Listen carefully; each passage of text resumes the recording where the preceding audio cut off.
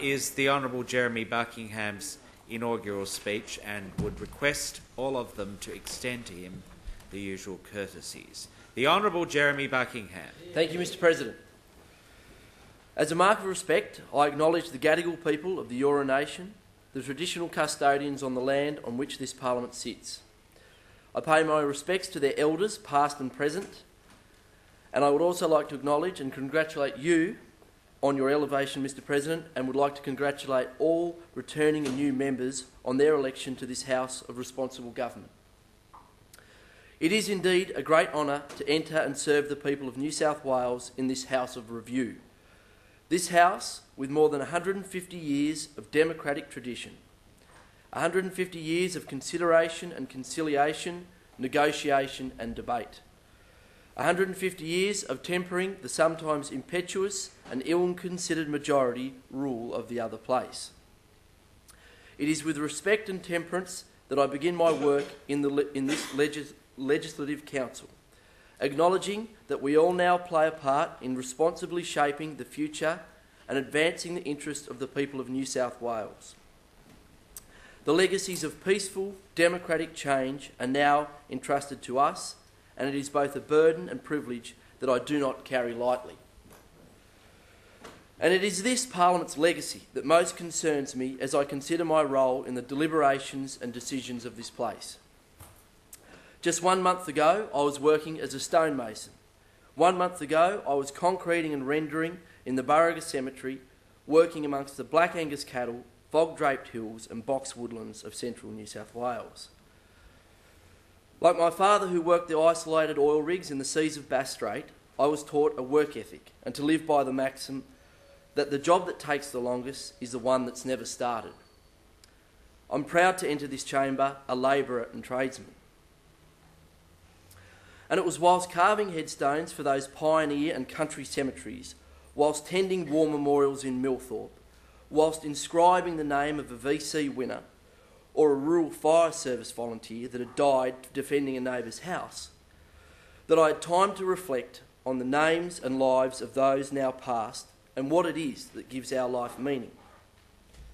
I am convinced that in the end it is our legacy that defines us, not only how others and time judge us, but how we consider ourselves as we looked beyond our own lifetime.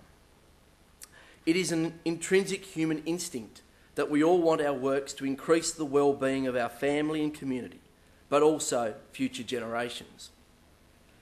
We all want to know that what we pass is of lasting value, will be cherished and maintained, and that we will not be forgotten.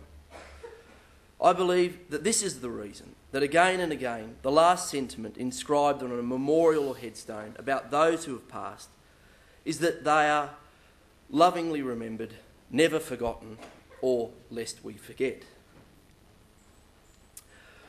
Our works are all different, and therefore our legacies. For many, their great works are the character of their children.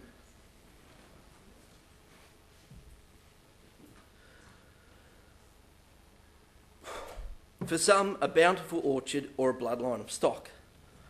A moment of courage or a battle on a battlefield, or laws that finally deliver long-sought justice. I might just grab some water if you don't mind me.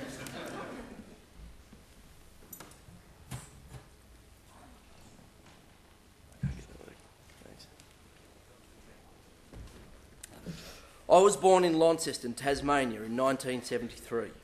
It was a simpler time. Black and white TV, passive smoke and no seatbelts.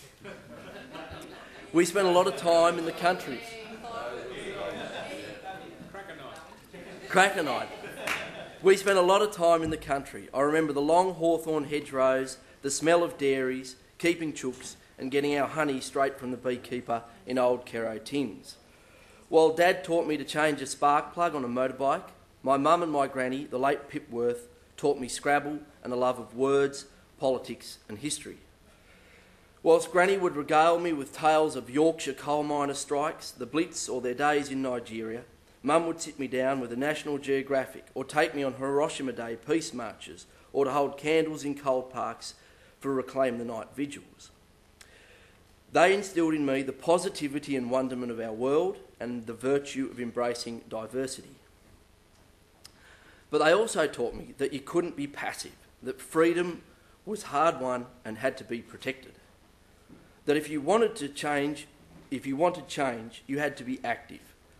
One day we visited the mighty battleship, the USS Missouri, the Big Mo, and as a little boy I stood on the aft deck below the massive 16-inch guns on the very spot where the Japanese had signed the instrument of surrender, where the carnage and waste of World War II had ended. I thought history and politics were awesome and that I wanted to be part of it. And part of it I was, like it or not. For Tasmanians, the 1980s were a difficult and exciting time. The long Cold War was ending and a dawning ecological awareness was morphing into a new environmental and political activism. Dr. Bob Brown was leading a movement against the Franklin River Dam. A natural constituency was emerging that was recognising the intrinsic value of biodiversity and ecosystems. Everywhere you looked, there were no dams triangles or stickers on utes that said Bulldozer Greenie. It was hard not to be partisan when the lines had been drawn. Debate raged. Environment or jobs, the well-being of the future or the well-being of now. At school, I found it difficult. All my mates had dads who worked for the hydro or forestry. I found it difficult to explain why I thought Dr. Bob Brown was right. I can remember sitting cross-legged in a class one day and being asked by my teacher, Mrs. Woolley, why I thought the dam was bad. I couldn't explain, except to say that it was going to be an ugly grey and things would be okay if they would just consider painting it a nice green or beige. But later I understood and the reality became clearer. After school I spent 2 years working as a benchman in a small family sawmill below the crags and bluffs of the Great Western Tiers of central Tasmania. I was enchanted by the wild rivers and wilder weather. I learned that hard work was invigorating. Pushing great logs of flitch through screaming saws in the rain and sleet, the sweet smell of freshly cut hardwoods and pine, the sense of satisfaction of a hot meal after a hard day. I lived in a shipping container with a pot-bellied stove plonked in a paddock next to the gurgling, tannin-stained Meander River. I poached trout from the river, played footy and drank beer with farmers' sons. I learnt to disagree on a worldview and politics, but to express it in a way that didn't demean or cast aspersions on integrity, culture, or commitment to community. We all love our country. I learned that there was a conscious effort by vested interests and politicians to create misunderstanding and drive environmentalists and rural communities apart. The false dichotomy was and remains a deliberate construct. For example, I saw firsthand that multinational corporations were driving out small sawmills and destroying jobs. Where once selective logging had meant the careful consideration of the best timber by teams of master foresters, it now meant the wholesale destruction of vast areas selected for obliteration and wasteful wood chipping. Like many young people, I became restless, quit the job and came to the mainland, where I met my wonderful wife, Sarah. We settled in her hometown of Orange and had 2 beautiful boys, Eden and James. I set to work for Sarah's parents, Lee and Sheila Bradbury.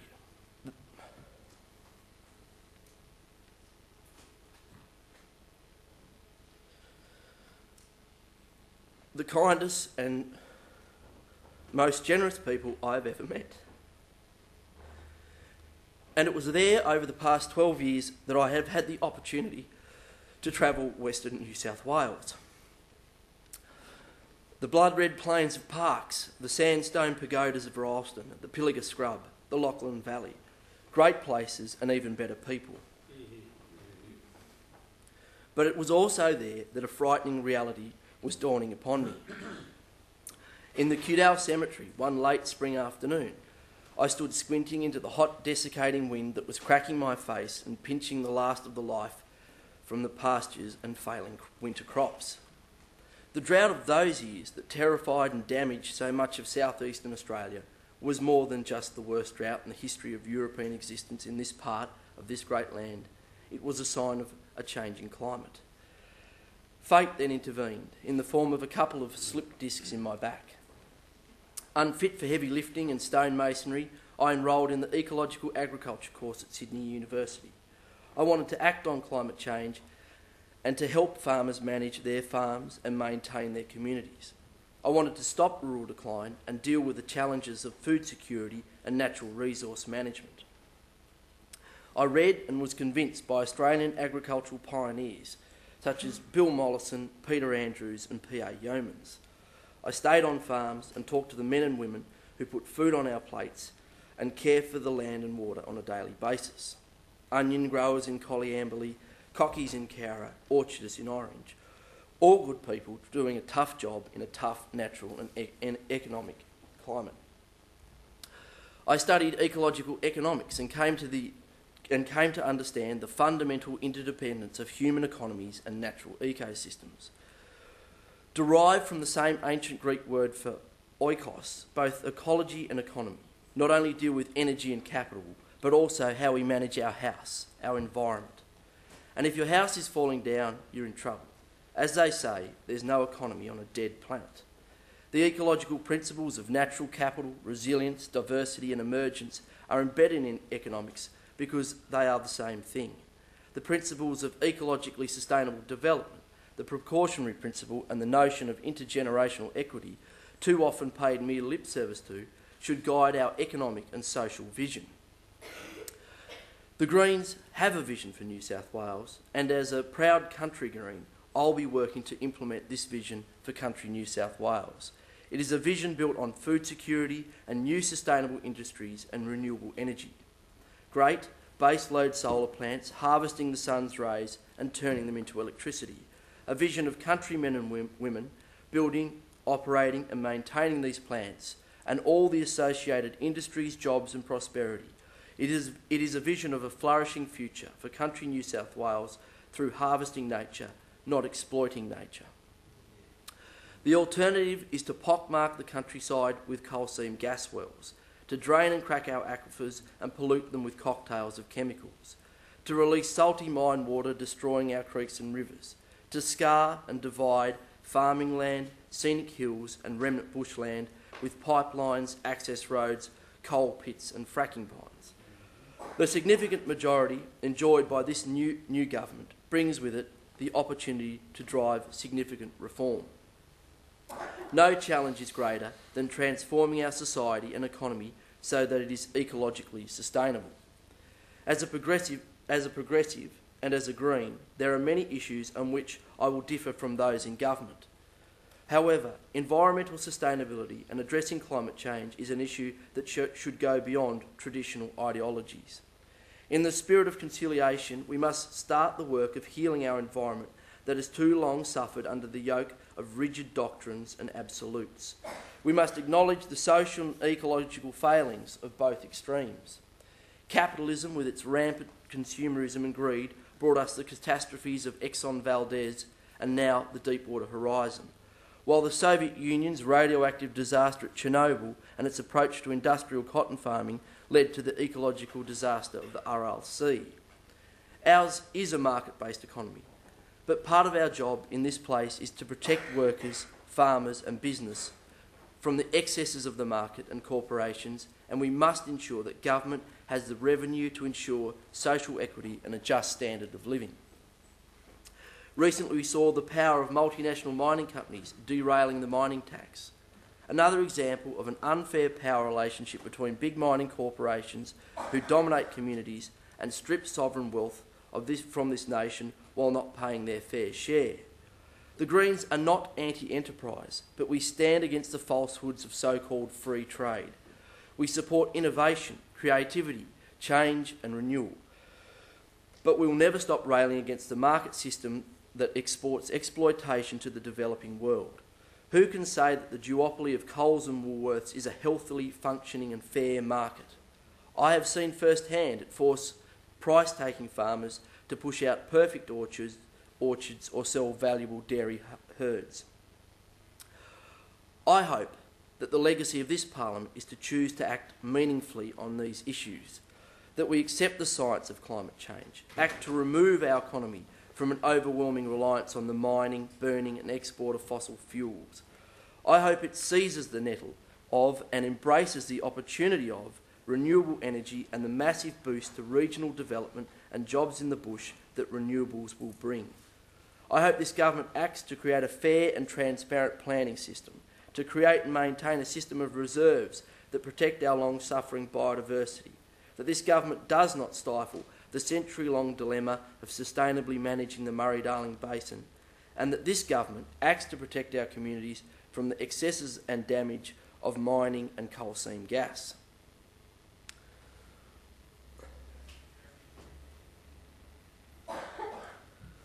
I will never trade the principles or policies of the Greens, but if this government acts to meaningfully deal with these issues, I will act to help them. This is not some cunning perfidy, but said with good faith. Some older hands may scoff and perceive my entreaties as naive, but they are genuine nonetheless. Before I finish, I'd just like to acknowledge the people that have made this journey possible. Bob Brown, the late Peter Andren, Ben Oaquist and my New South Wales parliamentary colleagues who all taught me the ropes. Andrew Burke, Christian Bolwell, John Edwards and Jeremy Bradley, who all gave great advice and made it fun. In the Central West, Stephen Nugent, Neil Jones and Ian Tucker, whose energy kept me going. Glenn Taylor on Orange City Council, a true Labor man. Max and Claire for being great mates and boosting for me. And of course, my mum, Paul, Dad, Tam, Lee and Sheila, Sarah and my boys.